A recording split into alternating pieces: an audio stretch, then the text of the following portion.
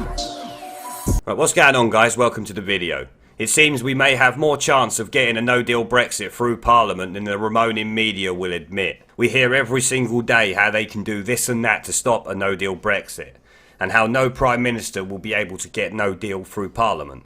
The most recent being the story about the remoaner Philip Hammond and his alleged 30 Tory MPs who will bring down the government, and all of this nonsense about stopping Boris Johnson from proroguing Parliament to push it through. Well, earlier today on Majid's LBC radio show, he rubbished these remoaners' nonsense claims about stopping a no-deal Brexit, as it seems there is one really easy way to make no deal happen if the Prime Minister wants to pursue no deal. Let's check out what he said and go over it, as this puts a real spanner in the works of the remoaners in the media, along with the remoaning communist parties that are trying to block Brexit altogether. Having my finger on the pulse of our constitution, as I like to think I do, I'm going to go with saying that if I were a betting man, which I'm not, that the Queen would listen to the Prime Minister in this situation.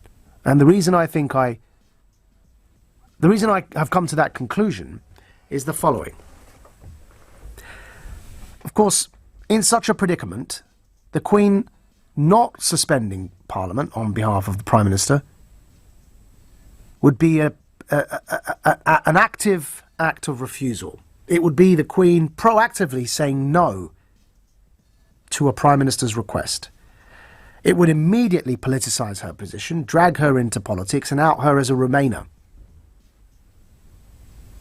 Whereas if the Queen did what she always does, which is just sign every bill and every request that comes to her, it's easier, though it's also a very difficult position for the Queen to be in, it's easier in that situation for the Queen to say, I haven't done anything differently. I have passively signed every single bill and request made to me by a Prime Minister since I became Queen all those years ago. And this is just more of the same. I am just signing this bill or signing this request. That's all I do. I just sign anything that comes before me and placed before me by the rightful Prime Minister of the day. And that happens to be the party leader that can command a majority in Parliament. It is not my business who that is. It's not my business how they got there. My job is to sign these pieces of paper. I think that's an easier sell for the Queen to claim she hasn't been politicised than it would be. And I suspect this is the advice she'd be given. And I kind of like to think, as I said, I have my finger on the pulse when it comes to the culture, politics and constitutional setup of this country. It would be an easier sell, and she'd probably be advised by Buckingham Palace advisors, than if she were to say one word to a Prime Minister, and that would be a word she hasn't uttered since she's been a monarch. And the word would be no. I think saying the opposite of what a Prime Minister requests of her, to say no in that situation, would be seen as activism, because it's changing something, it's doing something differently, so it's not a more of the same stance. So it would be seen as a proactive intervention. So in my analysis, I think Boris Johnson will become Prime Minister. I think Boris Johnson will keep not only no deal on the table, but also the idea of proroguing Parliament on the table. And I think if he did go there, as 67% of Conservative Party members believe it's acceptable for him to go there, if he did go there and suspend Parliament, I think the Queen would simply do what she's always done and just sign that piece of paper.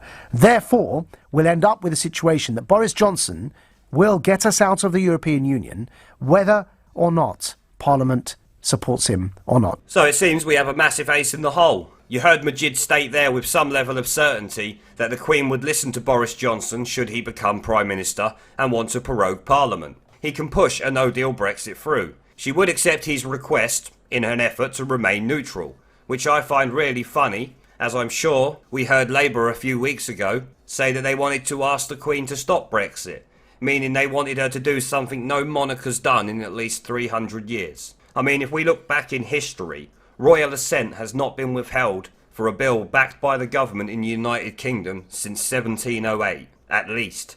So there is zero hope of that happening now. The Queen is politically neutral, so she will agree with the Prime Minister's request, as she has done for her entire reign, that Madrid rightly points out. He rightly states that she would be immediately politicised if she said no by making such an action that would support remaining in the EU. He points out that the whole situation is a difficult one for the Queen regardless, but the default position is the one she has done for the last 67 years, and that is to give royal assent to the Prime Minister's requests. She never says no to the acting Prime Minister, and she does not take sides. She passes laws and requests the government of the time puts forward. You don't need your finger on the pulse of the UK Constitution, as Majid said though. You just need to do a quick Google search on royal assent and if the Queen has refused a request by a Prime Minister. It has not happened in well over 300 years, so it will not happen now. So guys, it looks like the remoaners around the country do not have a leg to stand on in their undemocratic attempt to block Brexit. The Queen will side with Boris if he decides to go down the route of proroguing Parliament to push through the only true Brexit there is. Of course, the left-wing media are not going to report on this, which gives it even more credibility, like it needs any. There is 300 years of history backing it up. Now, I'm going to end the video there, guys. Let me know what you think down in the comments section below. Remember to like, share and subscribe with the notification bell as it helps the channel a lot, and will notify you when I upload a new video.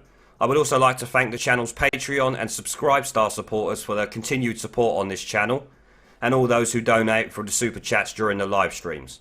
Thanks for watching, and I'll see you all in the next one.